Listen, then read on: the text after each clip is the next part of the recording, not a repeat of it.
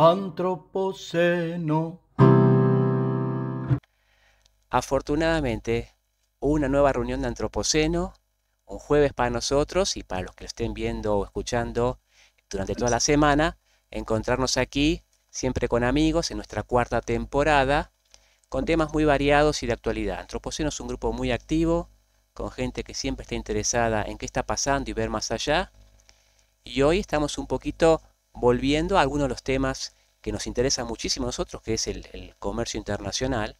Para eso, un destacado invitado, Marcelo Elizondo, que es especialista en negocios internacionales, va a charlar con nosotros sobre la inserción internacional del comercio argentino.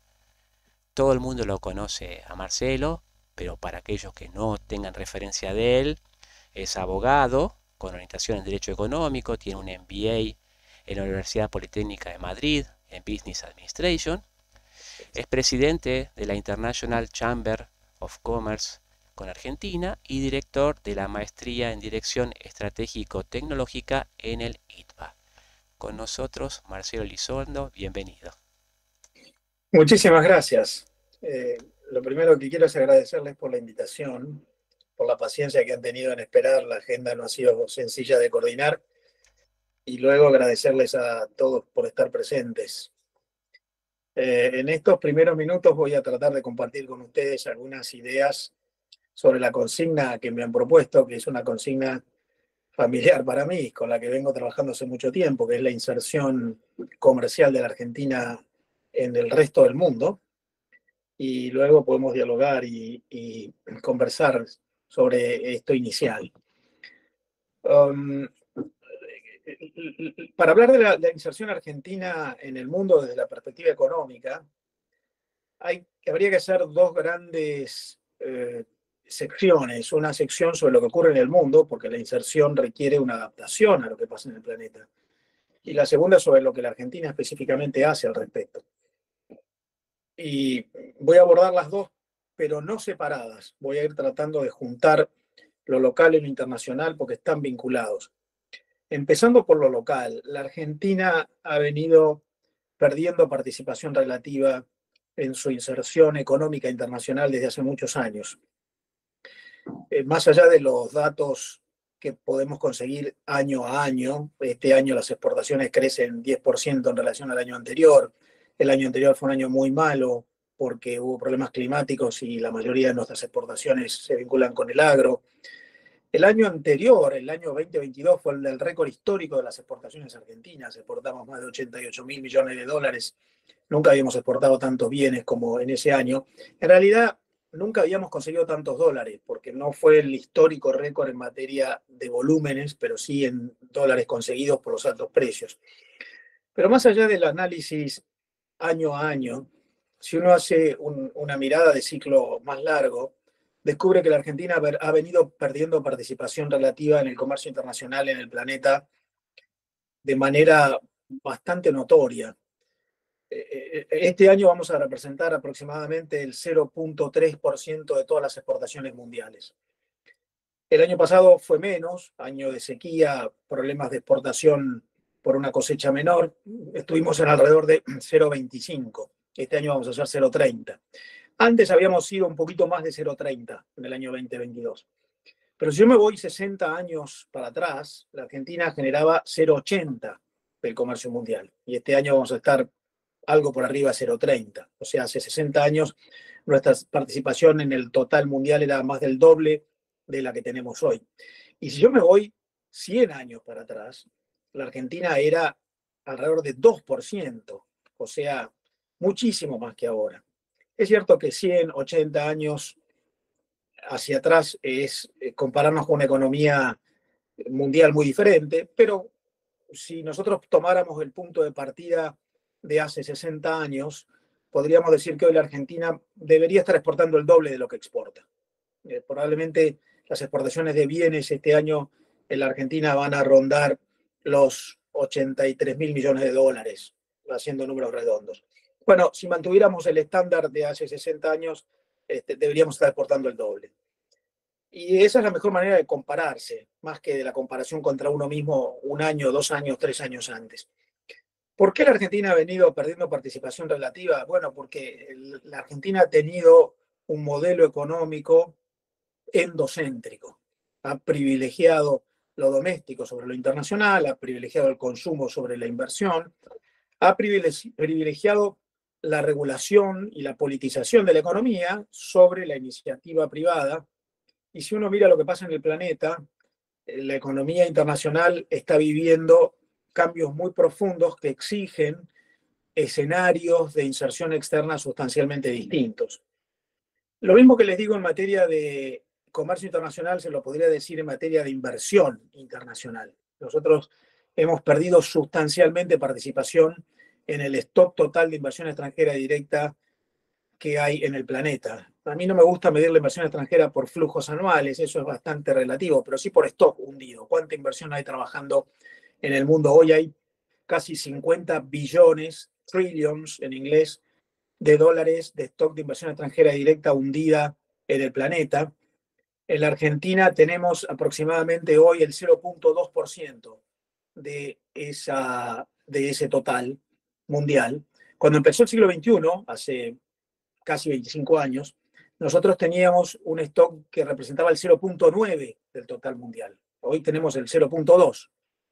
De modo que miremos el comercio, miremos la inversión, y si miráramos algunos otros planos en los que no es tan fácil medir, nosotros estamos perdiendo participación relativa. Y voy a los números porque es algo objetivo. Después podemos elucubrar sobre cuáles son las razones.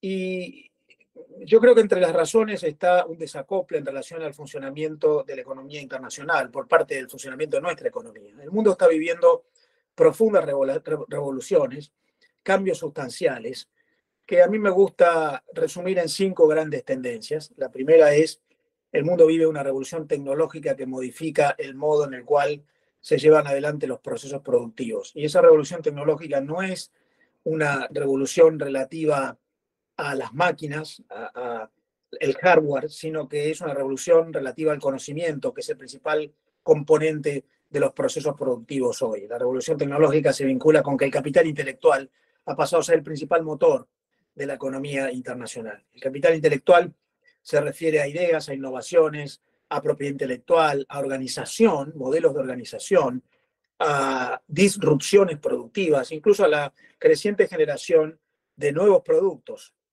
incluso a la modificación de la vieja economía dividida en sectores productivos, que hoy está mucho más organizada en ecosistemas multisectoriales. Por lo que ese primer gran cambio, el de la revolución tecnológica, se vincula con el segundo gran cambio que ocurre en el planeta, que es que hay un nuevo motor, un nuevo gran actor que está generando las nuevas realidades, que son las empresas multinacionales o las empresas globales. Si uno mira lo que pasó en el siglo XX y trata de encontrar cuáles eran los hechos más importantes del siglo XX, encontrará que la mayoría de ellos son hechos políticos. Las guerras mundiales, las posguerras, la creación de las organizaciones multilaterales, la caída del muro de Berlín, la creación de la Unión Europea. Los grandes acontecimientos del siglo XX fueron políticos. Si uno trata de entender cuáles son los acontecimientos más trascendentes del siglo XXI hasta hoy, descubrirá que en realidad son hechos generados por empresas, donde está la inteligencia artificial, blockchain, Internet de las cosas, las super apps, las modificaciones genéticas, las energías verdes. Hoy hay en las empresas el principal motor de generación de nuevas realidades. Y este es el segundo gran cambio que se vincula con el anterior, porque la conversión de las empresas en los actores más importantes, más poderosos en materia de economía internacional, hace que la globalización esté viviendo una cuarta dimensión. Estamos en una, podríamos llamar, cuarta globalización. La primera globalización ocurrió cuando lo que se empezó a internacionalizar fueron los productos, sobre todo a partir de la proliferación del transporte marítimo, los contenedores y los barcos. Eso empezó a pasar a fines del siglo XIX, principios del siglo XX. Se extendió, pero con una segunda globalización, que fue la de las empresas, que empezaron a invertir fuera de sus países. Fue la globalización de la inversión extranjera directa. La tercera globalización, más vinculada con el fin del siglo XX, fue la globalización de las tecnologías. Las empresas empezaron a internacionalizarse por las tecnologías, mucho más que por los factores anteriores. Y hoy vimos una cuarta, que es lo que John Seaman llama en el Instituto Francés de Relaciones Internacionales la internacionalización de los estándares. Hoy las empresas exitosas generan estándares, que básicamente son normas de acción dentro de las cuales todos tenemos que ingresar y que están transformando las grandes cadenas de valor en lo que la World Intellectual Property Organization llama Global Innovation Networks. La tercera gran transformación que ocurre en el planeta, que acompaña a las otras dos, es precisamente una globalización de creciente complejidad política, porque esto que yo menciono nos lleva a la necesidad de la adaptación de las fuerzas políticas. Y los estados nacionales están perdiendo mucha importancia relativa en todo sentido. Las telemigraciones, la globalización digital, incluso las migraciones físicas, la generación de grandes ecosistemas transnacionales de producción, han hecho que lo político esté más concentrado en lo geopolítico, que es internacional, que en lo político nacional. Y entonces ahí aparece el tercer gran movimiento. La geopolítica ha pasado a ser un actor que condiciona eso que yo mencionaba antes. Si uno mira lo que pasa en el planeta, descubrirá que no hay una reducción de la intensidad de los negocios internacionales. El comercio internacional en el mundo está en más o menos 31, 32 billones de dólares, trillions en inglés, sumando las exportaciones de todos los países del mundo, bienes y servicios. Estamos en niveles récord el año pasado, superiores a los anteriores.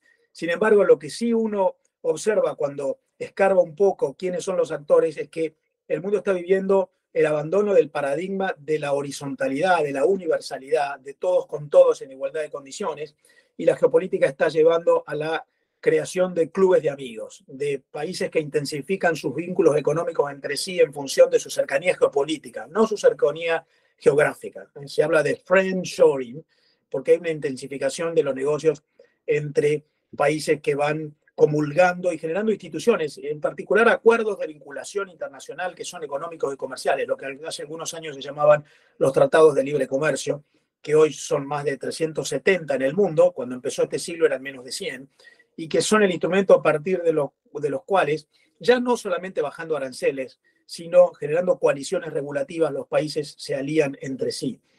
El 70% de todo el comercio entre todos los países del mundo, 70% de todo el comercio internacional ocurre entre países que han reducido a cero sus aranceles en frontera, generan mercados abiertos, pero además confluencias regulativas para que los costos de adaptación de un país hacia otro, de una empresa hacia otra, se reduzcan.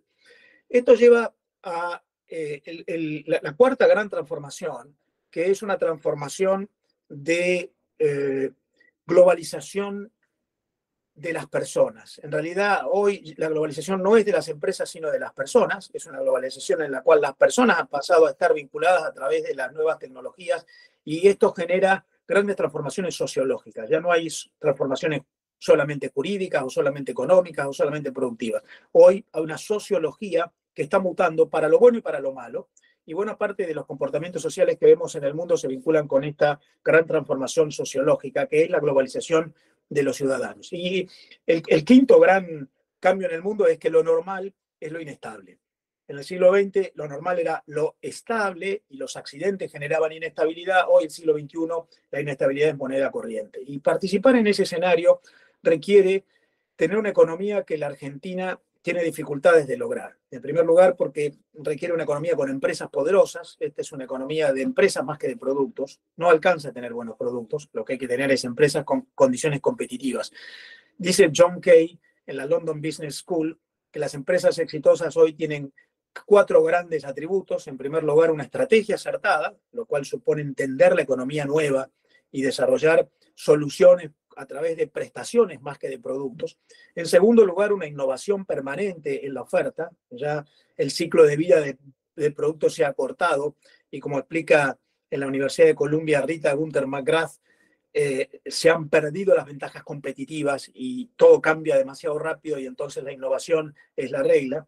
La tercera gran condición, el tercer gran atributo competitivo para las empresas es generar una arquitectura de vínculos. Nadie puede solo. Contratos relacionales, tener aliados. Tener aliados es tan importante como tener clientes. Y eso requiere una estrategia internacional micro que tiene que ser muy inteligente.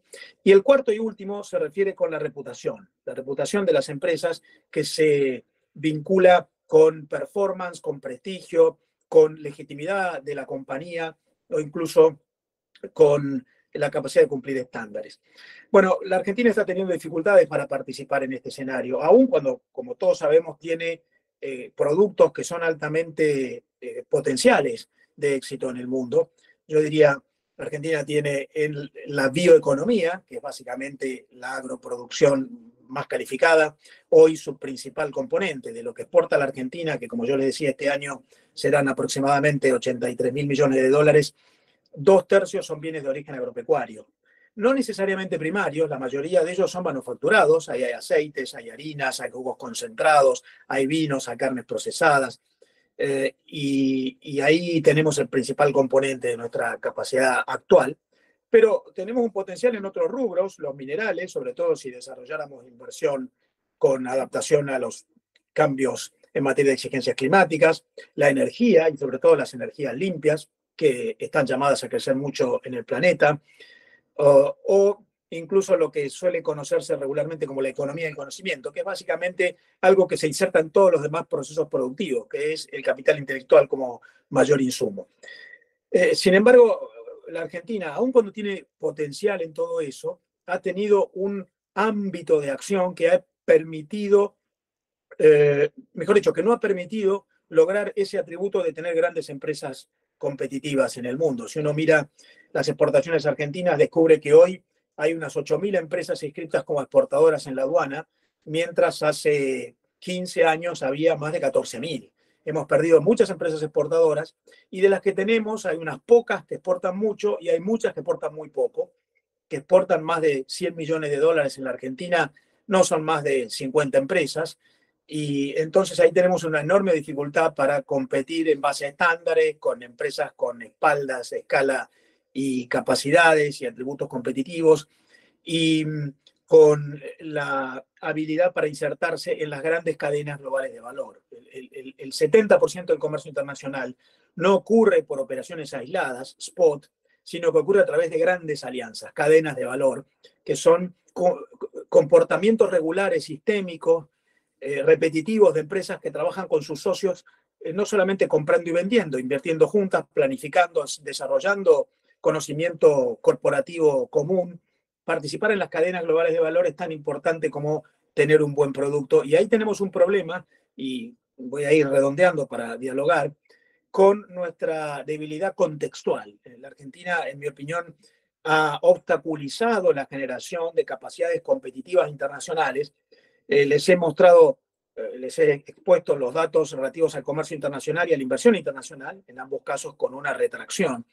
En realidad, la globalización actual es una globalización en muy distintos flujos que van y vienen y que se complementan entre sí. A mí me gusta llamarla la globalización hexagonal. Son 6 flujos distintos que ocurren entre los países: el comercio internacional de bienes, el comercio internacional de servicios, que complementa el de bienes y hoy es más dinámico que el de bienes, los flujos de inversión extranjera directa, que es la inversión para la producción, los flujos de financiamiento internacional para la producción, que son cada vez más relevantes y sobre todo a través de lo que se llama el neofinanciamiento, que es el financiamiento más innovativo para proyectos muy disruptivos. Ahí les nombré 4. Los últimos 2 de esa globalización hexagonal son los más modernos. El primero es el flujo de datos, conocimiento e información. Es el más dinámico, es el más poderoso. La globalización de hoy tiene mucho más que ver con los satélites que con los puertos. Y el sexto y último componente de la globalización hexagonal es el de las telemigraciones, de la gente conectada, trabajando en redes y generando ese capital intelectual del que les hablé. Pues la verdad es que la Argentina ha tenido muchísimos obstáculos para lograr esa inserción externa, y yo diría que tiene hoy 5 grandes dificultades que tiene que superar y que planteo como agenda y desafío hacia adelante, y con esto abro el espacio para que conversemos. El primer gran desafío para que la Argentina pueda convertir el potencial en acto, pueda recuperar su capacidad de inserción externa, sin dudas es estabilizar la macroeconomía. Al parecer estamos encaminándonos hacia eso con la política antiinflacionaria del gobierno actual, con una reducción sustancial de las tasas de inflación, pero en 6 meses no podemos hacer una conclusión a largo plazo y todavía hay mucho por hacer por delante. Y cuando hablo de estabilización no hablo solamente de índices de inflación, sino de tipos de cambio e incluso de variables en general, que van desde la tasa de interés hasta muchas condiciones regulativas. Y por eso, además de ese primer gran desafío, aparece el segundo gran desafío, que es generar un entorno regulativo mucho más amigable con la innovación. La Argentina tiene un sistema regulativo excesivamente intervencionista, muy obstructivo de la acción de las empresas. También está en la agenda del nuevo gobierno una desregulación que en parte ha comenzado a ser propuesta a través del decreto de necesidad de urgencia 70 del año pasado y está en buena medida en el menguante proyecto de ley bases, y hay una enorme cantidad de micro desregulaciones que están poniendo en marcha la aduana, la Secretaría de Comercio y algunos otros órganos, pero todavía hay mucho por delante. Y hoy se requiere mucho más flexibilidad regulativa que seguramente tenemos hoy todavía demasiado lejana. Hoy el sistema regulativo es muy rígido. Y en esto incluyo el comercio internacional, con mucha obstrucción. Ya no tenemos, por supuesto, afortunadamente, las IRAs, pero todavía tenemos regulaciones tales como la nacionalización de cobros y pagos en el Banco Central o un excesivo, una excesiva carga impositiva a través de un sistema tributario muy complejo. Este es el segundo gran desafío. El tercer gran desafío para la inserción internacional argentina es la mejora en todas las prestaciones vinculadas con lo que podríamos llamar los bienes públicos, donde está desde la eficiencia del Estado, por ejemplo, en la aduana o en el SENASA o en el INTA o en el INTI, pero también en los puertos y en las carreteras y en la logística, que muchas veces son bienes públicos provistos por empresas privadas, pero donde tenemos francamente una gran dificultad. El cuarto gran desafío que está pendiente en la Argentina para la mejor inserción internacional es trabajar en frontera con una apertura. La Argentina tiene como parte del Mercosur ahí una dificultad, altos aranceles en frontera que nos impiden acceder a la evolución tecnológica, mucha rigidez. El Mercosur es un acuerdo además exclusivamente arancelario con un modelo de hace 30 años. Hoy estos casi 400 acuerdos que están vigentes en el mundo entre países son mucho más integradores de disciplinas que van muy por encima de la cuestión arancelaria. El arancel en frontera ha dejado de ser un problema en el mundo. Hoy está en promedio en el mundo en poco más de 3%. Nosotros tenemos un arancel promedio de alrededor de 12%. Pero es un tema mercosuriano. Por lo tanto, el cuarto problema de la Argentina es cómo resolver nuestro alineamiento con nuestros socios, en particular el Mercosur, porque el Mercosur además impide tomar decisiones en soledad y hoy está frenado y nos está dificultando corregir el Mercosur, que se ha quedado anticuado, pero a la vez, si quisiéramos tomar políticas autónomas, hacerlo. Y el último, vinculado con esto, gran desafío para la Argentina es una geopolítica internacional, sobre todo en materia económica. Nosotros no hemos participado del proceso de acuerdos de libre comercio que el mundo vivió en los últimos años. Calculen ustedes que, como yo les decía antes, el 70% del comercio internacional en el mundo ocurre entre países que han reducido a cero sus aranceles y nosotros tenemos solo el 25% de nuestro comercio con arancel reducido a cero. Pero además tenemos altos costos de ingreso en mercados porque como no tenemos acuerdos comerciales o de integración o de complementación con terceros mercados, pagamos aranceles de ingreso cuando nuestros competidores no lo pagan y pagamos costos de adaptación en el ingreso en mercados porque hay normas no arancelarias que no hemos acordado y sobre las cuales somos meros decision takers. De modo que hay un paquete de decisiones que está pendiente que da la sensación que en buena parte de la agenda del gobierno actual está en carpeta, pero que obviamente para ponerlo en práctica requiere mucha capacidad política, mucha voluntad y capital político y transformaciones que además llevan tiempo en la praxis. De modo que lo que yo diría es, hay un mundo exigente y hay una Argentina que requiere una adaptación integral, no solamente alguna cuestión cosmética, el tipo de cambio y la competitividad vinculada a los costos medidos en dólares. Bueno, la experiencia indica que ajustar tipo de cambio, devaluar, no corrige los problemas de competitividad y que hay una serie de factores que deberían ser resueltos para por lo menos tener esos estándares de los que yo les hablaba al principio, que la Argentina exporte el doble de lo que exporta hoy y de esa manera estar en una participación en el comercio internacional que sea equivalente a la que teníamos hace 60 o 70 años. Dicho esto, agradeciéndoles la atención, dialogamos y los escucho y por supuesto con gusto podemos intercambiar. Muy bien, Marcelo Elizondo aquí en Antropoceno.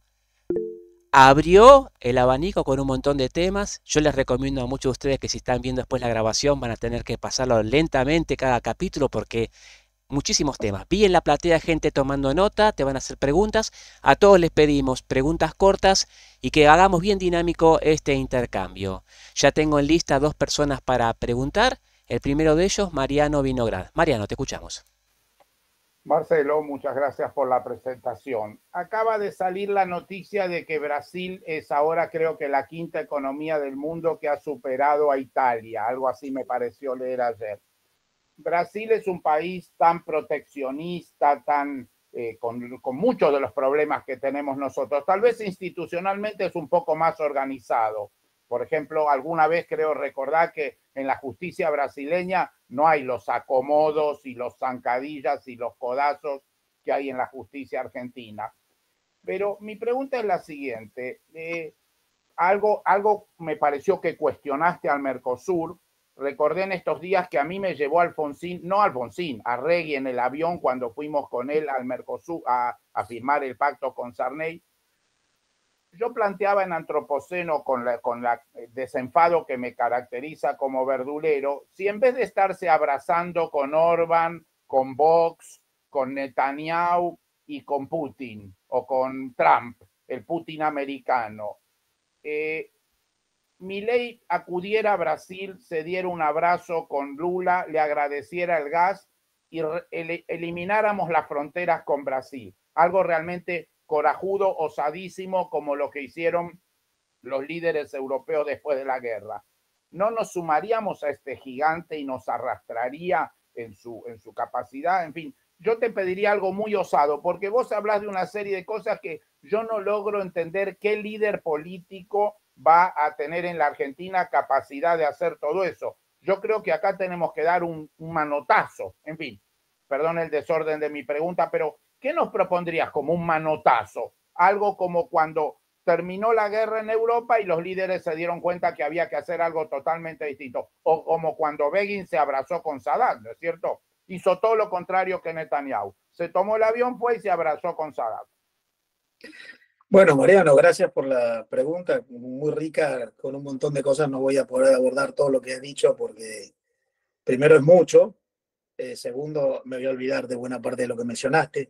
Algunas cosas, primero, efectivamente Brasil es un país que crece en el ranking, en muchas ocasiones uno crece en el ranking porque los demás caen, y no es casualidad que haya superado a Italia, yo soy bastante pesimista en relación al futuro de Europa y creo que los países europeos están cayendo todos, como cae Alemania, o como incluso Francia, porque Europa está con un montón de problemas de adaptación a esa nueva economía de la que hablamos, problemas que no tienen los asiáticos, que son mucho más dinámicos.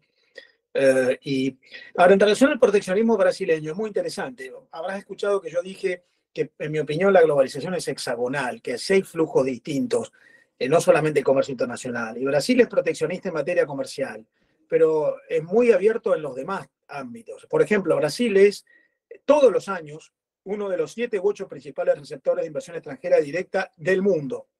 Y en stock de inversión extranjera directa, creo que es el país número 15 del mundo. Brasil tiene más inversión extranjera directa hundida en su país que muchos países europeos.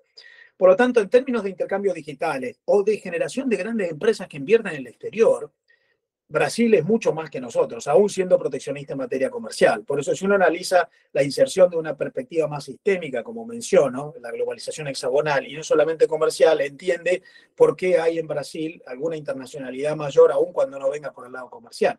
Si uno mira las 100 mayores empresas multinacionales latinoamericanas, las 100 multilatinas, bueno, Brasil con más de 30 es líder en la existencia de empresas multinacionales nacidas en su país. Nosotros tenemos apenas 5 o 6 de ese total.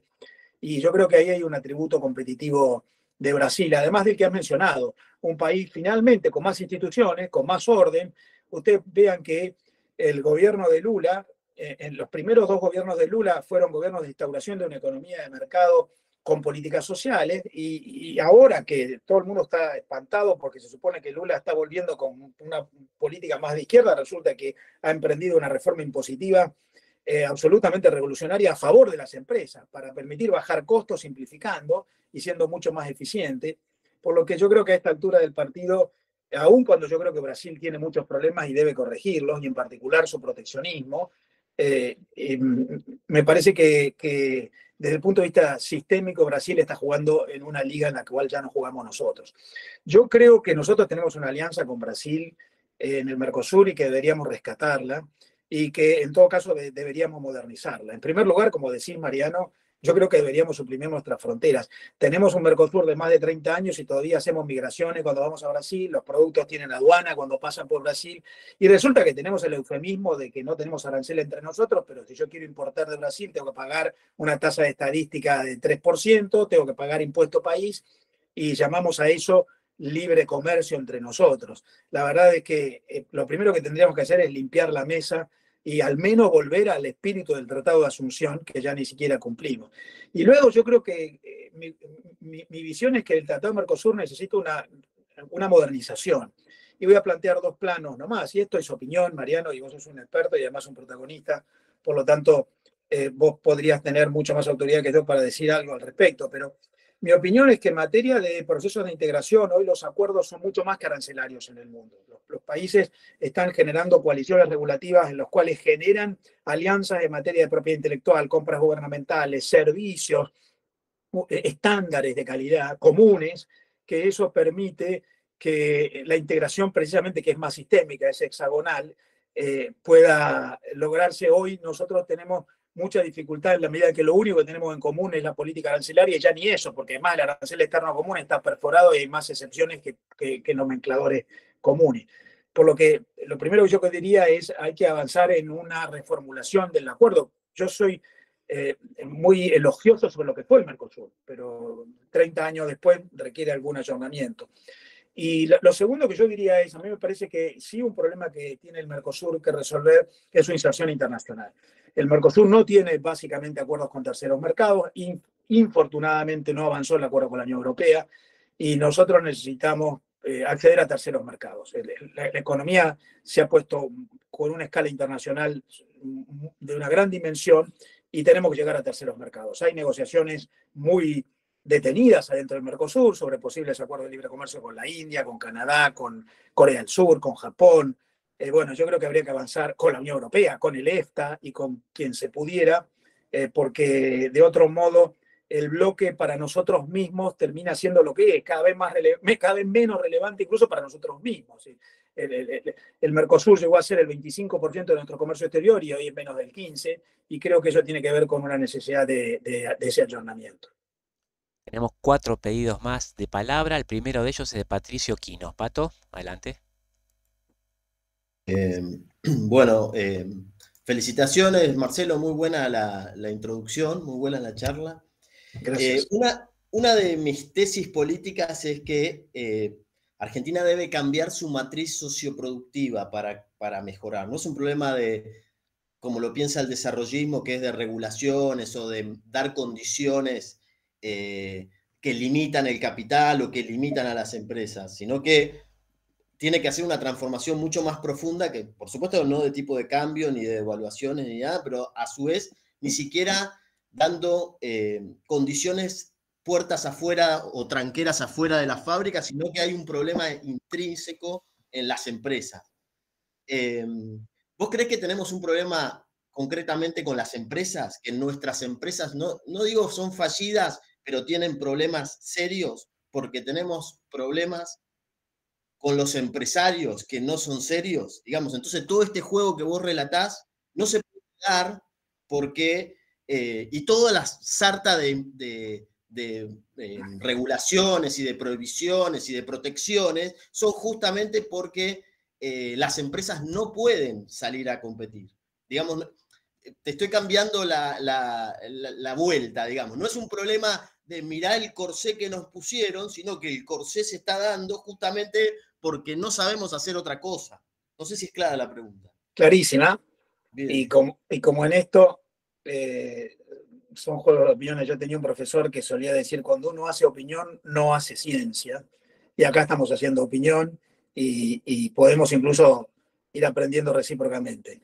Mi sensación es que el origen del problema que estás mencionando precisamente es que la Argentina optó por un modelo de cerrazón y de sobreregulación que fue haciendo que las empresas que quedan son las que quedaron y que las más innovativas tuvieron que escaparse o sucumbir. Y entonces ahora tenés empresas bastante debilitadas y entonces ahora sí tenés un modelo sobreproteccionista para protegerlas porque son débiles, pero resulta que son débiles por las condiciones que les pusiste antes, de modo que yo me iría un poco más atrás y efectivamente cuando vos le decís a las empresas quiero desregular, quiero abrir o quiero competir internacionalmente, te dicen no, no puedo, y la razón por la que no pueden, en mi opinión, y generalizar siempre es una injusticia, es porque fueron perdiendo competitividad, porque el propio sistema fue minando su competitividad al generar esos desequilibrios de lo público en contra de lo privado, de lo doméstico en contra de lo externo, de el corto plazo prevaleciendo sobre el largo plazo, de la política prevaleciendo sobre las instituciones. Y me parece que hay un juego de retroalimentación en el vicio que vos mencionás. Yo creo que la Argentina no tiene malas empresas, pero tiene empresas muy pequeñas. Si uno anda por el interior del país, descubre que hay fantásticos productores de zapallo modificado genéticamente en San Juan, de arroz altamente proteico en Entre Ríos, de cordero patagónico o de jugo concentrado de limón altamente competitiva en Tucumán. Sin embargo, con una economía intervencionista, inflacionaria y cerrada, no hay capacidad de generar escala. Y si vos no tenés escala, entonces vas a tener mucha dificultad para competir.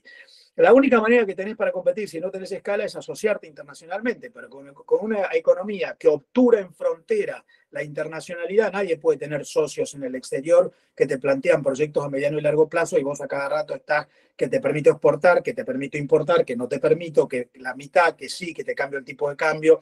Entonces, si vos no permitís ni que la pyme sea parte de una red de valor externa, ni que crezca porque no genera escala por las dificultades macroeconómicas, entonces las empresas van a hacer lo que son en la Argentina, que en mi opinión no son malas, pero son demasiado insignificantes, son ínfimas por culpa del contexto, y entonces no pueden competir. Yo creo que en la Argentina hay empresas buenas y malas, hay de todo. Creo que el sistema ha orientado más al éxito a las menos buenas, porque ha premiado a las menos buenas y ha hecho que las más virtuosas hayan tenido serios problemas. De hecho, muchas han decidido cambiar de headquarters y mandarlo afuera como modo Marcelo, para mí la paradoja de esto que estás relatando, muchas de las multinacionales se han acriollado también. Muchas de las multinacionales que tenemos acá se han acriollado. Entonces, todo eso que vos decís de la internacionalización tampoco ocurre. Ni siquiera con una multinacional. Precisamente, por eso te digo que en mi opinión, y otra vez, la verdad es que es bastante determinista decir esta es la causa y no es aquella. Cuando uno tiene un problema, el problema tiene muchos padres. Y yo creo que en la Argentina hay un montón de causas, muchas más que las que podamos mencionar acá. Pero mi sensación es que una fuerza muy contundente para esta mala calidad de la economía que tenemos es el conjunto de políticas e instituciones que hemos puesto en marcha, que han condicionado a los actores. Finalmente, el que no se adapta a una economía mediocre perece. Es decir, vos en la Argentina puedes ser un empresario con una gran capacidad estratégica, puedes desarrollar una fantástica estrategia. La estrategia se desarrolla en base a información y resulta que de una vez que desarrollaste la estrategia, te pusiste a trabajar, te cambiaron todos los parámetros de referencia y lo que era una buena estrategia pasó a ser mala porque la información con la que contaba ya dejó de ser la relevante. Y entonces yo creo que esa economía cortoplacista, sobreintervencionista, rigidizada, proteccionista, ha hecho que las empresas que prevalezcan son las que hay. Y como mencionás, hasta incluso algunas que en el resto del mundo son distintas que como son acá. Mi opinión es que si no la única razón, que no lo es, una razón muy importante es ese contexto institucional y político que se ha generado, que ha hecho que muchas empresas virtuosas han decidido irse, que otras han decidido enviciarse y que muchas que son muy buenas no han podido crecer. E insisto, si uno sale de Buenos Aires y anda por el interior, descubre la riqueza productiva que hay en la Argentina, incluso en términos de innovación, tecnología, de capacidad de desarrollo de productos de altísima calidad, pero no dejan de ser micropymes, porque no hay mercado de capitales, no hay financiamiento, no hay posibilidad de alianza externa, porque tenés obturado en frontera el flujo de entrada y salida de esa globalización hexagonal.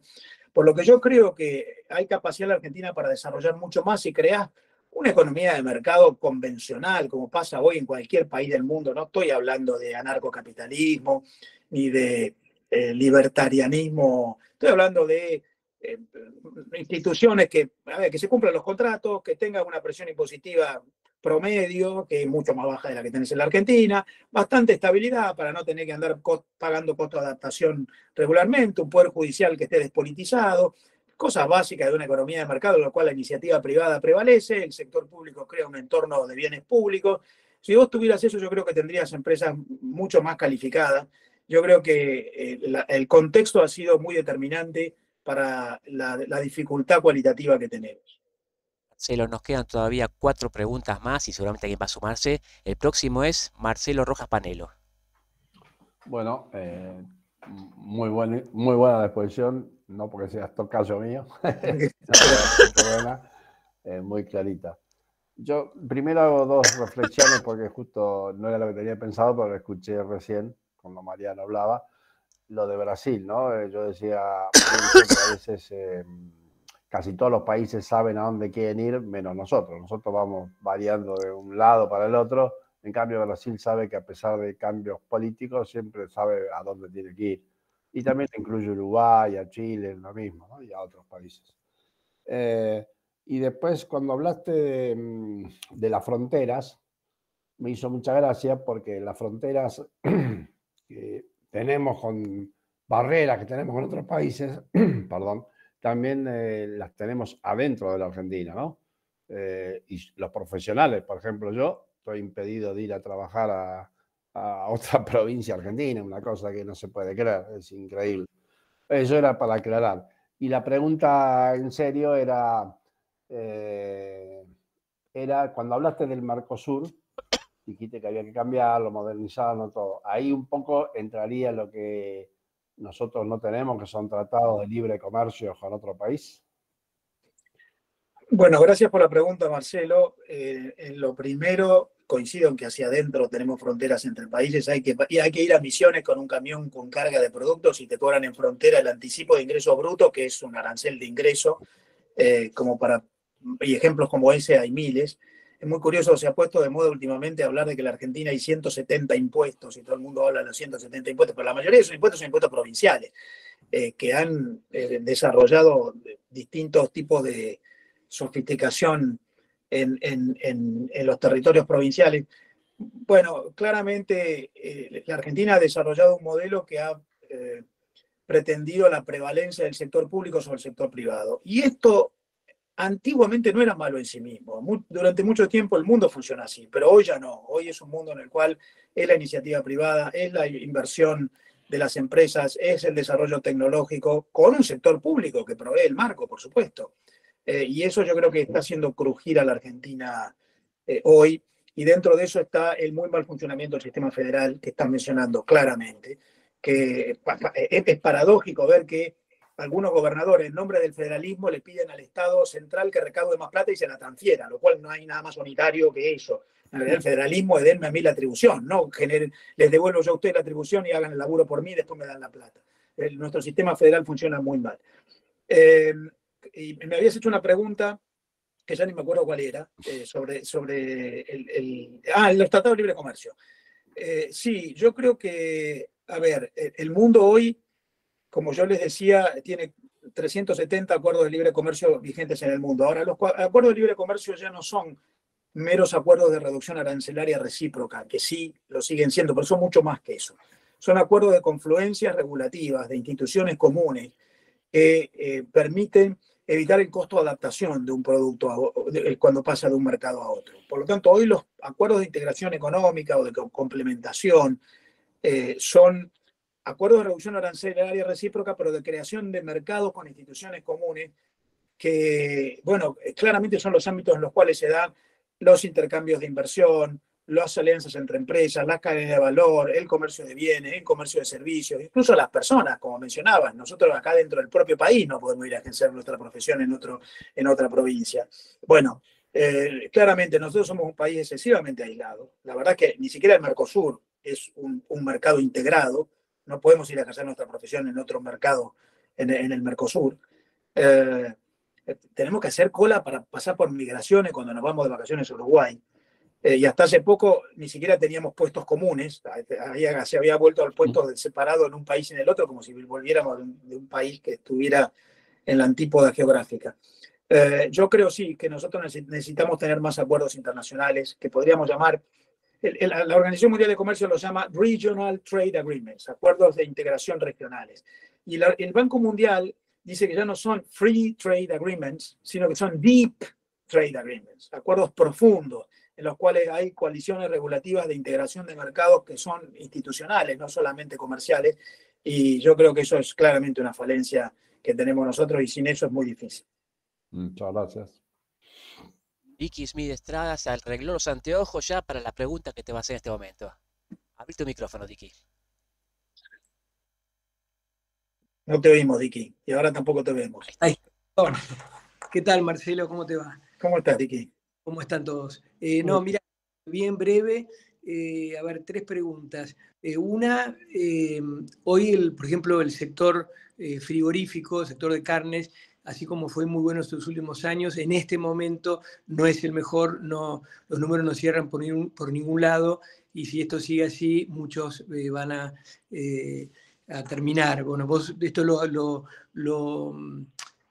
pego con el tema que dijiste del que no es problema la diferencia de tipo de cambio, perdón, o el tipo de cambio, ¿no? Que no es problema, qué sé yo, el tema del dólar, qué sé yo. Esto es una pregunta. La otra es sobre la importancia del RIGI y cómo afecta esto a las pymes, porque hay mucha discusión, cuando estuvimos en el Senado la semana pasada, con respecto a esto. Muchos están pro, que creen que sí, que obviamente que sirve un montón, yo creo lo mismo, pero hay otros argumentos que es como que sería, como dijo, no me acuerdo quién, que era la destrucción de la economía argentina. Y el tercer punto es, si lo tuvieses al presidente enfrente tuyo, que seguramente lo tuviste, ¿qué 5 puntos claves en el corto plazo le darías? Vicky, me vas a hacer trabajar. A ver si me acuerdo. Primero, con respecto al tipo de cambio. Yo no dije que no es problema el tipo de cambio. Lo que dije es que los problemas argentinos no se arreglan corrigiendo el tipo de cambio. Porque la falta de competitividad argentina es sistémica y es mucho más integral. Y yo creo que hay costos para bajar en términos reales, que siempre, como no los queremos bajar, licuamos a través de una devaluación que dura muy poco, porque después el pass-through te come el ajuste cambiario enseguida, por lo tanto más vale pongámonos a bajar costos laborales, bajar costos impositivos, bajar costos burocráticos, bajar costos de capital, bajar costos de logística, que mucho más. Como no queremos hacer todo eso, vamos al ajuste cambiario que te da aire 3 meses y después, como los argentinos además ya aprendimos mucho de eso, perder rápidamente esa supuesta ventaja. Los 2 países que más depreciaron su moneda en lo que va del siglo XXI en nuestra región son Argentina y Venezuela. Y los 2 países que peor evolución exportadora tuvieron en nuestra región en ese lapso son Argentina y Venezuela. Si fuera por hacer un ajuste cambiario, los que más ajustamos el tipo de cambio son los que peor resultado hemos logrado. Por lo tanto, yo creo que pasa por otro lado. Por eso costos sistémicos de salir del anquilosamiento y del intervencionismo excesivo que tiene la economía argentina, que en realidad es una politización de la economía. Cuando vos te necesitas un lobista dentro de la empresa para estar pateando pasillos de funcionarios con mucho más valor que un estratega innovando adentro de la compañía, bueno, eso te marca que lo que está funcionando es el sistema, lo que está funcionando mal es el sistema, y eso es el intervencionismo excesivo que es la Argentina. La segunda pregunta en relación al RIGI. Yo soy partidario del RIGI porque yo creo que es una manera de, por lo menos para algunos, generar incentivos. Por supuesto que yo preferiría que esos incentivos sean para todos y no para algunos. Pero admito que no es fácil, que la Argentina está en una emergencia, que, bueno, es mejor alentar las grandes inversiones porque finalmente además hay sectores que están esperando grandes inversiones, minerales, energía, infraestructura y algunos otros. De manera que a mí me parece que el RIGI tiene un compendio de soluciones muy vinculadas con estas necesidades que yo menciono: estabilidad, simplificación, menor complejidad, menos aleatoriedad, baja de costos, y además alienta grandes inversiones. Por lo tanto, yo soy partidario. Por supuesto que me gustaría que sea para todos, no para algunos. Y va a arrastrar a las pymes también, obvio, ¿no? Bueno, en relación a tu pregunta sobre el impacto de las pymes, bueno, yo creo que en realidad, si vos tenés grandes inversores que vienen a la Argentina, las pymes son grandes beneficiarias inmediatamente, porque está probado que en el mundo las empresas generan ecosistemas de vinculación con proveedores, abastecedores, con socios, con aliados, lo que hoy se llama Open Innovation. Ninguna empresa entra en ningún lugar del mundo sola, nadie puede solo.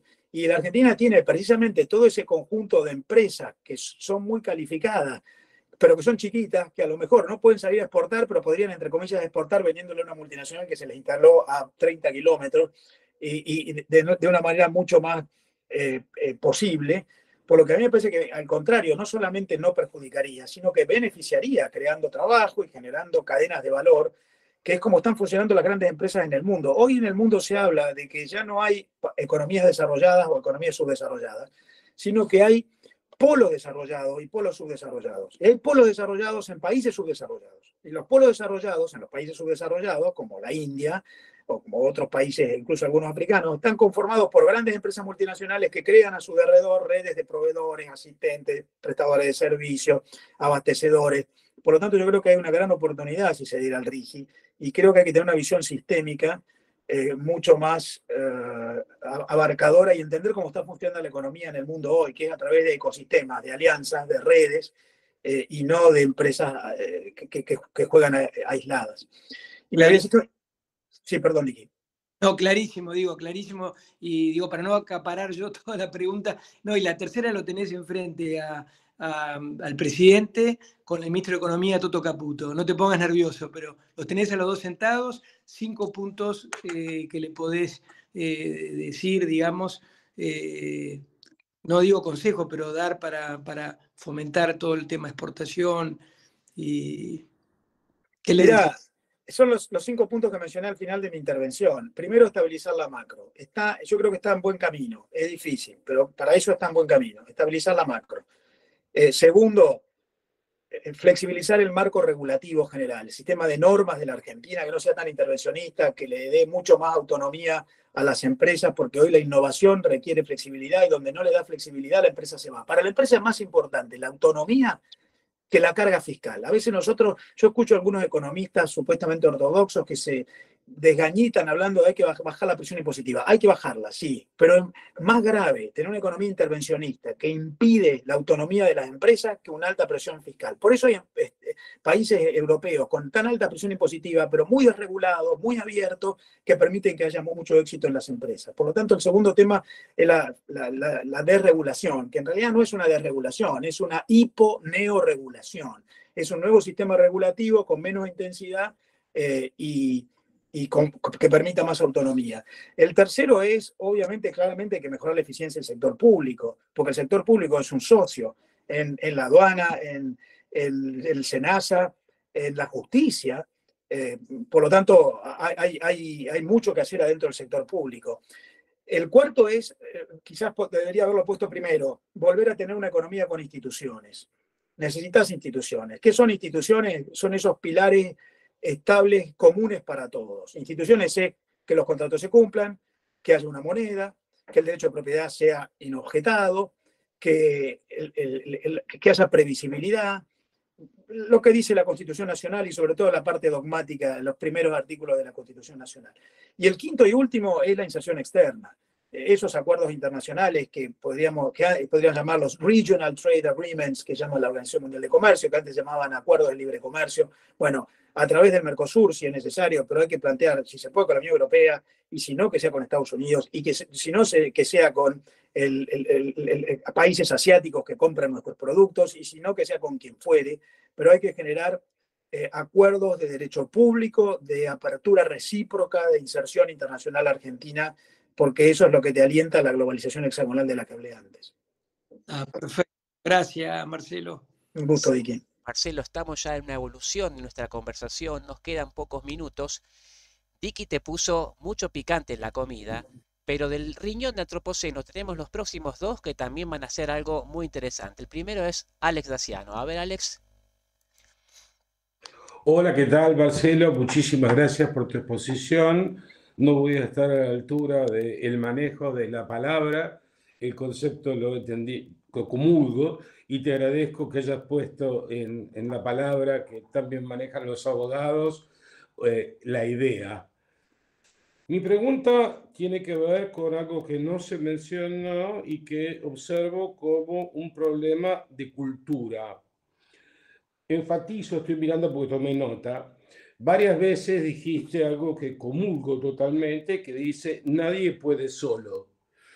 Es por eso que se hace asociaciones. Los argentinos no tenemos capacidades asociativas. Se dice, tenemos empresas chicas y hablamos de las multinacionales. Las multinacionales no tienen dueño. En cambio, si uno mira en Argentina las empresas, y todas tienen que tener el control. El tipo quiere tener el 50% más uno de las acciones y el control. ¿Por qué? Porque no hay una confianza en el prójimo. Es una frontera que estamos teniendo que nos imponemos nosotros mismos. Obviamente, esta situación pasa, número uno, porque no existe la confianza en la reputación en el sistema. Y también, justamente, dado que sos abogado, en las normas jurídicas o estatutarias.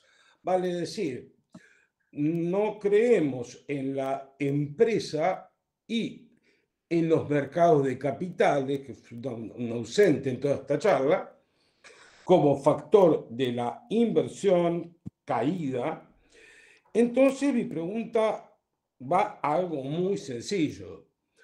Si no tenemos capacidad asociativa interna, Antropoceno es, por ejemplo, un ejemplo de que se puede. Nos hemos asociado para un fin, pero en general es imposible que los argentinos nos asociemos entre nosotros. ¿Cómo corno podemos asociarnos con los otros haciendo cadenas de valor cuando en realidad deberíamos hacer unidades de negocios integradas, ya sea a través de corporaciones, polos regionales o como lo llamemos? ¿Cómo hacemos para llegar a los otros si no podemos construir un nosotros? Porque justamente vivimos un individualismo que nada tiene que ver con el liberalismo, en donde no exhibimos capacidad asociativa. Gracias, Marcelo. Gracias, Alex. Excelente punto, excelente punto. Has tocado muchos temas que no quise tocar porque se me hubiera ido mucho más del tiempo que me habían concedido. Uno es los mercados de capitales, que es una de las causas por las cuales tenemos empresas chiquitas. La cuestión de la cultura es una cuestión crítica,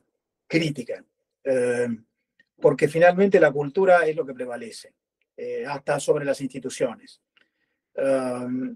Incluso dentro de las empresas, pero además adentro de los países. Yo creo que hay un tema de cultura general sobre el cual no quiero entrar ahora porque nos iríamos, nos excederíamos el uso del tiempo, pero cuando hablo de cultura hablo de las creencias generalizadas. Ortega y Gasset hablaba decía, en toda sociedad hay ideas y creencias, y las ideas son las que discutimos. Yo puedo estar en desacuerdo contigo, y esas son las ideas, pero las creencias son ese sentido común que comparten todos, es que la vida es inviolable y que no nos tenemos que matar los unos a los otros, es una creencia. Ninguno discute eso. Después podemos discutir impuestos más altos, más bajos, podemos discutir si te regulo más o menos tu negocio, eso son ideas, pero la creencia es aquellos valores comunes. Eso es la cultura. Y lamentablemente el espacio de la cultura en la Argentina es demasiado angostito. En la Argentina hay cosas que discutimos, por ejemplo, si se debe cumplir la ley, si se debe cumplir un contrato. Eso se discute. Bueno, en los países exitosos eso forma parte de las creencias. No se debe incumplir un contrato, hay que cumplirlo. No se debe incumplir la ley. En todo caso, cambiémosla. Y yo creo que hay un tema de cultura y el respeto recíproco que en algún momento habrá que corregir. Ahora, y no quiero extenderme en el tiempo porque si no me voy a ir de plazo. Yo creo que parte de la culpa de esa cultura individualista y de ese endocentrismo que tiene mucho empresario pyme en la Argentina es el sistema, en lo que decíamos recién, en alguna de las preguntas que respondí. Si vos, y en esto voy a hacer una tesis sobre la cual pueden coincidir o no, el famoso Estado presente, que es muchas veces se lo vincula con el estatismo. El estatismo, en mi opinión, que se supone que es para reducir el individualismo y para generar más sociabilidad, genera lo opuesto. El empresario, para protegerse del Estado, se termina encerrando en sí mismo y trata de abrirse lo menos posible porque viene el Estado y se le mete y lo obliga y lo regula y lo interfiere. Y al revés, las economías más abiertas, con menos Estado, con menos Estado intervencionista, con normas, con sector público, son mucho más asociativas. Es mucho más social el comportamiento de las empresas en las economías de mercado que las economías estatizadas, porque en las economías estatizadas el empresario asume comportamientos de cerrazón para protegerse y entonces no crece y trata de aislarse y por las dudas no me asocio con otro porque el contexto es demasiado agresivo. Recuerdo hablar con muchas empresas que me dicen yo soy muy competitivo hasta la puerta del galpón de mi empresa y de la puerta del galpón para afuera tengo todos los costos encima, por lo tanto, incluso hasta todo lo que puedo hacer yo lo voy a hacer yo, no me voy a asociar con nadie, la incompetitividad sistémica es una condena y eso te quita muchísimos atributos competitivos. Por lo que yo creo que una manera de... A ver, ¿qué está mostrando el mundo? El mundo está mostrando que cada vez menos empresas actúan solas, que la economía es una economía de ecosistemas y de alianzas y de redes y de arquitecturas vinculares. Y eso es incluso entre las grandes empresas, estos líderes empresariales que he ido a ver Milei hace poco en Estados Unidos, son tipos que han hecho redes, grandísimas redes. ¿Qué es Amazon sino una gran red de empresas? ¿Qué es Google sino una gran red de aprovisionamiento? Y eso ocurre en las economías más abiertas y en las economías menos reguladas, porque vos te animás a buscar socios, los elegís. El comportamiento protectivo contra la agresión intervencionista convierte a las empresas en más chiquitas y más aisladas, y yo creo que ahí hay un modo de cambio que es una tesis, obviamente como todo después tendrá que probarse en la realidad, pero a mí me parece que el estatismo que busca socializar genera lo opuesto, genera el individualismo de tratar de protegerse de la agresión del socio que no he elegido. Y las economías de mercado más abiertas generan mucho más alianzas y comportamientos mucho más socializados, espontáneos. Vamos a bajar un poquito la marcha, Adolfo, y te damos el turno para tu palabra. Muchas gracias. Adolfo Storni con nosotros. Ahora sí, bueno, gracias Marcelo, la verdad que comparto todo y todo lo que después estuviste contando a raíz de las preguntas de los colegas me parecieron muy adecuadas, muy correctas. Yo exporto desde el año 1991 y creo que debe haber muy pocas personas que han tenido la experiencia exportadora mía y veo una involución y vi muchísima gente salir del negocio y algunos hasta fundidos por problemas ocasionados a la exportación, ¿no? Desde el IVA retenido hasta perder mercados, etcétera. Yo creo que todavía, a pesar de los anuncios y a pesar del ordenamiento inicial de la macroeconomía, estamos en un modelo de sustitución de exportaciones. O sea, lamentablemente, Argentina, yo, mi humilde experiencia, ya en mi cuarta década como exportador, veo una involución y una pérdida de mercados y están faltando todas las herramientas que es lo que usan el resto de los países, que vos las nombraste y son esas, no hay otras, y a veces buscamos los atajos, como es la devaluación, como es el RIGI, o como puede ser algún otro atajo que la promoción de las pymes, la tasa de interés real negativa para los préstamos del bicentenario, productivo, etcétera.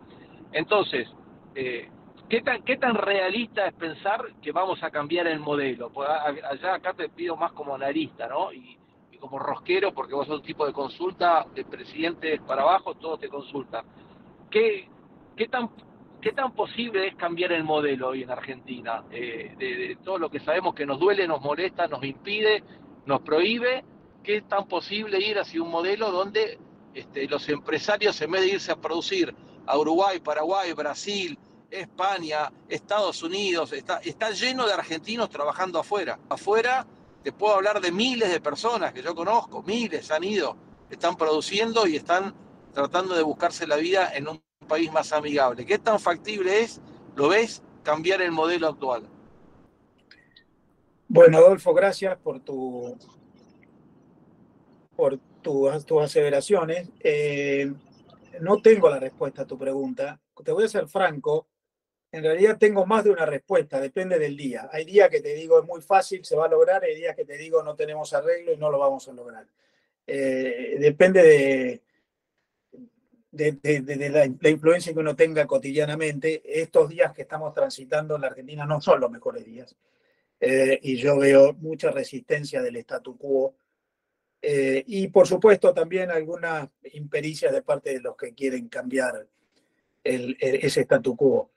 A mí me parece que los argentinos hemos elegido este modelo que nos ha empobrecido y porque siempre nos ha costado bastante barato cada error. El error en la Argentina se corrigió barato, una buena cosecha, un ajuste cambiario y alguna cosita más y un pase de magia, el populismo. Pero esta vez no da más. Entonces me parece que esta vez es más probable que cambie, más por defecto que por virtud, porque no hay galera mágica de la cual ya podamos sacar conejos, no quedaron más conejos. Cuando el presidente dice no hay plata, no hay plata. Cuando le dicen te voy a aumentar el haber jubilatorio y el jefe de gabinete te dice, bueno, entonces voy a sacar partidas de otro lado, no hay plata. A mí me parece que esta vez estamos más cerca, más por la necesidad que por la virtud, más porque finalmente se secó el pozo y hay que buscar un mecanismo alternativo. Y si lo hacemos de manera más virtuosa, estratégica, bueno, será más pacífico. Y si no, será sufriendo más.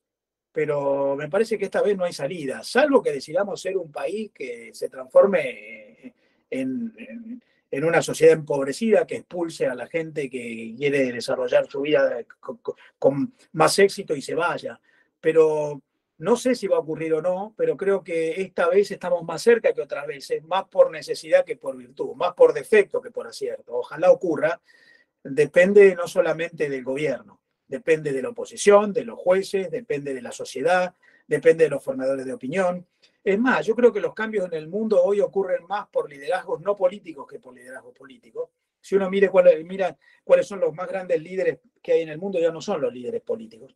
Estos señores con los que se reunió Milei recientemente en California son personas más importantes que los presidentes de la mayoría de los países. Así que no sé si vamos a cambiar esta vez o no, pero creo que por estar en el fondo del pozo tenemos más oportunidades que otras veces para hacerlo. Tengo 4 todavía, Marcelo. Depende de vos si estás con tiempo y podemos seguir. Le damos la palabra a Sergio Cerricho, en primer término. ¿Qué tal? Buenas tardes. Gracias. Hola Sergio, ¿cómo estás? Bien, bien. Los periodistas somos un poco esclavos de la coyuntura, así que te quiero hacer una pregunta que tiene que ver con esto que hablaste, pero insertado en una coyuntura particular o específica, que es el tema de la relación con China. Argentina ahora tiene este mes y el próximo que pagar en función del swap, de la parte activada del swap, tiene que pagarle a China 4.844 millones de dólares. No se sabe exactamente cuáles son las condiciones que requiere China, y lo que querría saber es cómo ves vos esta cuestión, porque a su vez hay muchos de estos elementos que vos mencionaste en tu charla: geopolítica, inserción internacional, comercio e inversiones. Bueno, a ver, ahí está mezclado la estrategia y la táctica, y la coyuntura y la estructura.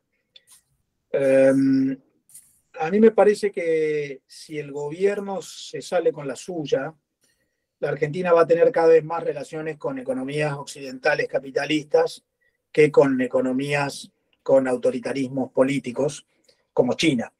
Me parece que esto, además, Sergio, ya viene ocurriendo. La verdad es que la Argentina tuvo un gran incremento de su relación bilateral con China desde los inicios del siglo, año 2004, 2005, hasta el año 2011, 2012, si querés, desde el 3 al 13, por poner 10 años, y después se estabilizó mucho. Y le seguimos vendiendo productos bastante parecidos. Antes era casi todo soja, ahora le vendemos más carne, algunas frutas. Está bastante estabilizada la relación con China. Y yo creo que está con problemas desde hace un tiempo. La verdad es que yo hablo mucho con los chinos, como se dijo en la intervención, cuando se me introdujo, yo tengo a mi cargo un rol en la International Chamber of Commerce, que es la Asociación Mundial de Empresas, la Cámara Mundial del Sector Privado, mundial. Hablo con empresas de todo el mundo todo el tiempo. Pasado mañana me voy a Europa por razones profesionales, por ese rol. Y los chinos se quejaban muchísimo de la relación con la Argentina en tiempos en los que la Argentina decía que tenía una relación estratégica y de amistad con China. A ver, en el gobierno de Alberto Fernández, la Argentina le ponía las ciras para el comercio exterior, el Banco Central no te daba los dólares para pagar las importaciones desde China, te metió el impuesto país, había atraso cambiario. La verdad es que hubo una empresa energética china que se fue de la Argentina. Yo creo que la relación con China viene con ruido desde hace un tiempo. Ocurre porque, bueno, hay complementariedad. Nosotros tenemos los granos que los chinos necesitan y los chinos ahora además compran carne que nosotros les vendemos, pero ocurre a pesar de. Yo no veo que haya, como por ejemplo Chile. Chile tiene un acuerdo de libre comercio con China. Bueno, no es el caso nuestro. Y ahí no veo gran diferencia entre ahora y antes. A lo mejor ahora vamos a tener alguna diferencia más en términos de que la política está menos cerca, entonces nos pedirán que le devolvamos el swap, pero vamos a tener un poco más de beneficios porque se van suprimiendo los obstáculos comerciales. La brecha cambiaria se achica, se supone que saldremos del cepo, a fin de año se saldrá del impuesto país y se quitará algún obstáculo y aparecerá algún otro. Pero a mí me parece que claramente, si uno mira lo que está ocurriendo en Asia, Asia es cada vez más importante para la Argentina. Nosotros tenemos cada vez más porcentaje de nuestro comercio exterior, más del 20% de nuestro comercio exterior está en Asia. Y la verdad es que hay otros mercados que están creciendo mucho más. La India, Vietnam, y que han crecido a niveles altísimos, y otros que vienen desde abajo, Malasia, Indonesia, que pueden llegar a niveles más altos. Yo no me imagino que haya un decrecimiento en la relación con China, pero me imagino que se mantendrá el estancamiento del vínculo bilateral que tenemos hoy. Probablemente donde sí haya una merma es en relación a las esperadas inversiones chinas en la Argentina, porque ahí la geopolítica influye mucho. Por eso yo me imagino que si el gobierno de Milei se sale con lo que quiere, con la suya, va a buscar más, como a través del RIGI, inversiones de empresas privadas mundiales que inversiones de empresas dirigidas por los países y los gobiernos, como pasa en el caso China. Entonces ahí, bueno, así como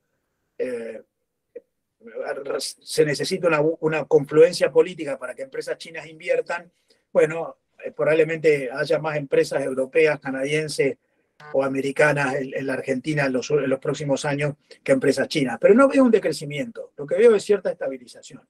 Si es que la agenda de Milei se cumple, porque después ustedes saben que la política es, como decía Carlos Menem, es el arte de lo posible, y uno habla en función de lo que le dicen. Pero no sé si he respondido, Sergio, lo que me preguntaste. Sí, sí, sí. Es un contexto, sí. Perfecto. Gracias.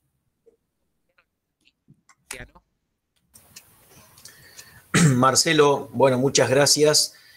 Has mencionado, para mi agrado, enorme agrado, la palabra bioeconomía. Al respecto, nuestro país es uno de los más privilegiados porque tenemos raciones de biomasas, recursos naturales, biodiversidad, de lo más importante a nivel mundial. Y además, a pesar de todo lo que han comentado, que realmente coincido, tenemos una situación crítica, tenemos uno de los sistemas científico-tecnológicos más importantes de la región y hasta del mundo. Estos dos componentes son de los básicos y los pilares de este modelo productivo de la bioeconomía.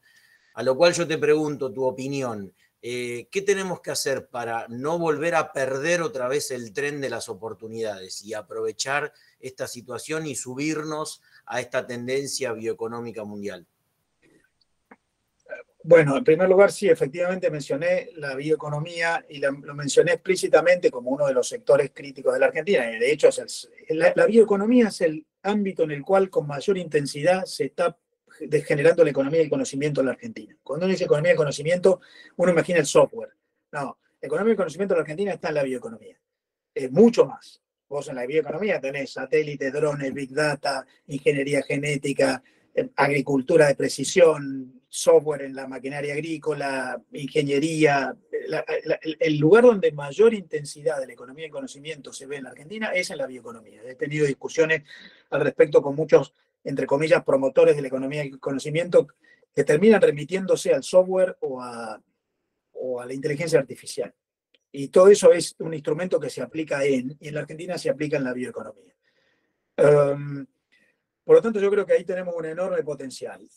Ahora bien, corremos el riesgo de quedarnos con las ganas, y yo creo que ahí otra vez se necesita, en primer lugar, instaurar una economía de mercado en la cual la innovación pueda funcionar. Si vos la innovación la detenés porque resulta que no pudiste pagar el royalty de lo que quisiste traer, o no pudiste patentar, o resulta que tenés problemas de infraestructura digital y no tenés conectividad en el campo, o querés hacer una alianza con una empresa en el exterior y tenés dificultades para pagarle. Y bueno, la verdad es que podés tener muchísimo desarrollo científico en la producción, pero después la economía te va a impedir la escala, y es otra vez lo que mencionaba hace un rato. El mundo funciona en ecosistemas que además se llaman, hoy son borderless. ¿Qué quiere decir borderless? No hay más industria o agro, bienes o servicios, doméstico o internacional. Es borderless.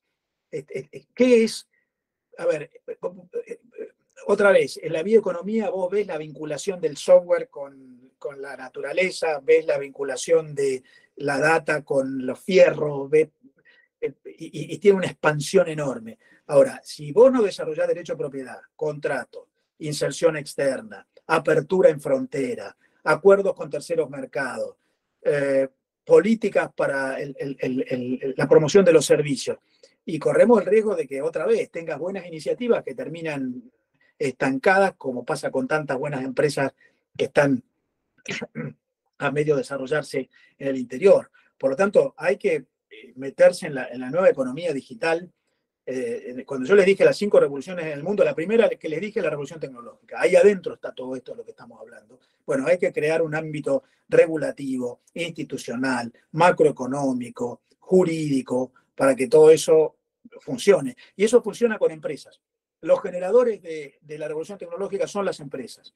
Y lo que hay que hacer es permitirles, por supuesto, con un ámbito público que genera el contexto institucional adecuado. Yo no soy un anarquista, pero hoy el mundo funciona de ese modo. No quiero ser malo con todos ustedes, pero tenemos un tiempo de cierre. Nos quedan 5 minutos, damos la palabra hasta esos 5 minutos y después hacemos el cierre, si les parece. Luciano Di Tella, rapidito. Sí, ¿qué tal, Marcelo? Bueno, dentro de una muy buena charla noté un relativo poco énfasis en el acuerdo Mercosur-Unión Europea, al que pusiste en igualdad de condiciones que de acuerdos con el sudeste asiático. Lo que yo entiendo del acuerdo Unión Europea-Mercosur es que Unión Europea ofrece acceso limitado a los bienes en los cuales somos competitivos, carne, leche, granos, y nos dan un soft landing para los productos industriales de ellos. Mi pregunta es, ¿crees que es posible un acuerdo Unión Europea-Mercosur? Segunda pregunta, ¿crees que nos conviene? Tercera pregunta, ¿lo podemos vender políticamente en Argentina? Bueno, qué pregunta, Luciano. Trato de responder rápido porque Javier nos combina con el tiempo. Primero, yo lo veo un poco probable, por eso no lo mencioné. Lo veo más poco probable por Europa que por nosotros.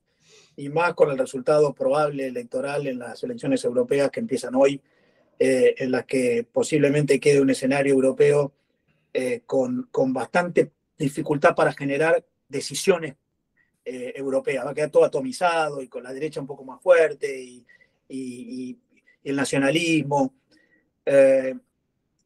Segundo, yo creo que tenemos un problema claramente mientras la Unión Europea, voy a decir una cosa muy políticamente incorrecta, mientras la Unión Europea mantenga sus excesos verdes, es muy difícil un acuerdo con nosotros. Y yo creo que la Unión Europea está exagerando. Ahora, probablemente esa exageración se corrija con los resultados electorales que aparezcan en esta elección parlamentaria. Yo no estoy en contra del respeto al ambiente, ni estoy en contra del cambio climático, pero sí estoy en contra de la burocratización excesiva y del regulacionismo, que me parece que es un obstáculo para el acuerdo Mercosur-Unión Europea. Por lo tanto, yo lo veo poco probable hoy, por eso lo mencioné, por eso no lo mencioné. Es más, yo creo que es más probable un acuerdo con países asiáticos que con, con los países europeos. Ahora, segundo, si es bueno o es malo. Mirá, con todo lo que se ha negociado y los 20 y pico años de negociaciones, si se pudiera hacer, yo lo haría, aunque sea para justificar la inversión. Es el low hanging fruit, es el acuerdo que tengo más cerca, aunque más no sea porque hay un acuerdo institucional con una economía desarrollada, occidental y capitalista, yo lo firmaría, aun cuando comparto contigo ese desequilibrio entre nos abren poco para lo nuestro y nos piden mucho para lo de ellos. Aún así yo lo firmaría, porque después de 20 y pico de años que tengo negociando, por lo menos tengo algo ahí, y es salir al mundo peor es quedarme cerrado como estamos. Y la última pregunta, si lo podemos vender. Yo creo que hoy sí, pero me parece que hoy el problema es más europeo que nuestro. Y la pregunta Julián Clusellas. Julián. Hola Marcelo, buenas noches. Hola Julián. Mi pregunta es muy básica. Vos dijiste que primero hay que arreglar la macro para poder después progresar. Yo te pregunto claramente, ¿Argentina está exportando? Porque mi sensación es que las pymes que exportamos nos vamos a morir antes. A ver, yo no dije primero que arreglar la macro, dije 5 cosas y las 5 cosas tienen la misma relevancia. La macro la nombro primero, después cuando creo que en cuarto lugar nombré lo institucional y dije esto debería haberlo puesto primero, les dije. El orden es el que quieran. La macro tiene que estar ordenada. Sin macro ordenada no se puede, pero con la macro ordenada solo no alcanza. Y me das pie para decir algo sobre lo cual me extendería mucho, pero no lo voy a hacer por el horario. Yo creo que la Argentina es el único país del mundo en el cual los macroeconomistas son estrellas de televisión. La macroeconomía no es más un problema en el mundo. En el mundo ocurre una revolución microeconómica. Y es esto que yo les he dicho, la inteligencia artificial, las modificaciones genéticas, los cambios en la biociencia, el metaverso, las super apps, el blockchain. Está ocurriendo por una revolución microeconómica. La revolución microeconómica en el mundo es mucho más importante que la macroeconomía hoy en el planeta. Lo que pasa es que nosotros no tenemos resuelta la macro. Entonces, si no resolvemos la macro, no vamos a tener la revolución micro. Pero no nos engañemos, el motor de la economía en el mundo hoy es micro, no es macro. No hay cambios macroeconómicos para producir revoluciones como produjeron Ronald Reagan y Margaret Thatcher en los años 80, que fue una revolución macroeconómica. Hoy la revolución es microeconómica. Ahora, para que eso ocurra, vos necesitas mercado de capitales, necesitas sistema financiero, necesitas contratos, necesitas instituciones, necesitas infraestructura, necesitas mercados abiertos, necesitas todo lo demás que yo mencioné en esos 5 planos. Yo creo que si nos conformamos con el equilibrio de presupuesto y entonces el ancla monetaria y el ancla cambiaria, y nos vamos a quedar a mitad de camino. Ahora, debo decir que me parece que el gobierno está atado de pies y manos, que querría mucho más que lo que está logrando y está teniendo enormes dificultades para avanzar más allá de la mera estabilización fiscal. Y ahí hay un problema de funcionamiento del sistema político en el cual hay responsabilidades compartidas. Pero da para hablar más. Alex Graciano, solamente un comentario chiquitito, nada de preguntas, un comentario y cerramos. Sí, es un comentario muy chiquitito que encuentro nada más que un problema en cuanto a focalizar la geopolítica. Tal vez estoy cometiendo una infidencia, pero hoy el Senado de Estados Unidos le plantea a BlackRock, porque el 40% de las inversiones de China pertenecen, 36% son de Estados Unidos, le plantea un conflicto porque está financiando, etcétera, etcétera, está participando BlackRock en empresas en China que le resultarían atentatorias. Entonces, el tema de la frontera entre Estados Unidos y China es bastante complejo, porque no vaya a ser que por poner un problema con China estemos teniendo un problema con BlackRock o con Fidelity. No es un tema menor porque yo estoy vinculado con ambas y la verdad que es así. Entonces, una reflexión es cómo jugamos con esto de la geopolítica con la geoinversión, la estrategia de inversión mundial. Yo le diría a Larry Flint directamente, mira, no le contestes nada. Si BlackRock tiene un beneficio, el beneficio es para los inversores de BlackRock y nos importa 3 pomos la frontera. ¿Cómo se juega? Ustedes me hacen trampa porque me hacen preguntas cada vez más difíciles cuando tengo cada vez menos tiempo. La ventaja que tengo con eso es que puedo contestar rápido y simplificar lo que es complejo. Y la excusa es el tiempo. Te diría dos cosas, Alex. Primero, la geopolítica, como yo mencioné, los 5 grandes cambios que ocurren en el mundo, es un mundo. Es un tema. Si uno mira el comercio internacional en el mundo en los últimos 2 años, año 22 y año 23, uno descubre que las relaciones comerciales entre los países en total en el mundo no bajaron, siguen altas. Pero lo que bajó es la relación de quién con quién. El comercio entre los, dice la UNTAD, el comercio entre los países geopolitically close creció en estos 2 años más de 6%. Y el comercio entre los países geopolitically distant decreció más de 5%. Se comercia más Estados Unidos con la Unión Europea, comercia menos Estados Unidos con China. Comercia más China con Rusia, comercia menos Rusia con la Unión Europea. Entonces, eso está generando un movimiento geopolítico muy significativo que hace que la geopolítica ha pasado a ser un componente de los negocios, no solamente para los países, sino las empresas mundiales están generando sus propios departamentos de geopolítica. Lo segundo que quiero decir al respecto podría lucir como antitético con lo anterior. En el mundo podemos hacer 2 columnas. Está la geopolítica y ocurre las sanciones contra Rusia, el Senado contra BlackRock, la expulsión de empresas chinas de Canadá. Ahora, hagan una lista del otro lado en todas las maneras que las empresas mundiales están encontrando para sortear las restricciones geopolíticas. Si uno se basa solamente en los títulos de los diarios, que a los diarios les interesa más la política que los negocios, uno diría no se puede hacer más negocios en el mundo. El mundo está todo trabado y los políticos en todo el mundo están obstaculizando el comercio. Pero si uno se pone a escarbar y mira lo que pasa, y resulta que Elon Musk sigue haciendo negocios en China y en los Estados Unidos. Y Rusia no dejó de vender un barril de petróleo en relación a antes de la guerra. Lo que pasa es que antes le vendía a Europa y ahora le vende a Rusia, a China.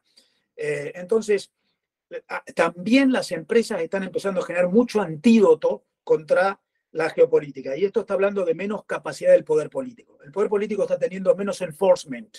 Y esto yo no lo postulo como bueno, necesariamente. Podemos discutirlo aparte. Pero ojo, las empresas están generando tal poder que en muchos casos encuentran mecanismos para sortear todo eso y por eso la globalización no se retrae pese a todos los pronósticos que tenemos desde que apareció el Brexit en la tapa de los diarios.